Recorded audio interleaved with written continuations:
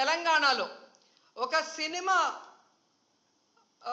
Fan షోకి అల్లు అర్జున్ గారు వస్తే ఆయనకి సంబంధం లేకుండా తోపులాట జరిగినప్పుడు అక్కడ ఒక మహిళ చనిపోతే అల్లు అర్జున్ గారి మీద 105 బిఎన్ఎస్ పెట్టడం జరిగింది.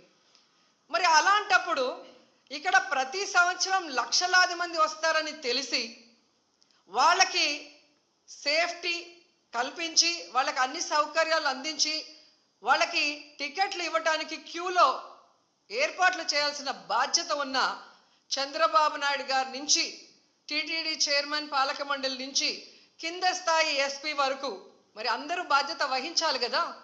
కానీ ఈరోజు ఎంత దురదృష్టం అంటే ఇది పద్మావతి పార్క్లో 5 మంది చనిపోయిన ఆ ప్లేస్లో జరిగిన ఎఫ్ఐఆర్. దీంట్లో 105 పెట్టాల్సింది వీళ్ళు 194 బిఎన్ఎస్ఎస్ పెట్టారు. అలాగే విష్ణు నివాసం దగ్గర ఒకరు చనిపోయారు, దానికి కూడా 105 పెట్టాల్సింది 194 బిఎన్ఎస్ఎస్ పెట్టారు.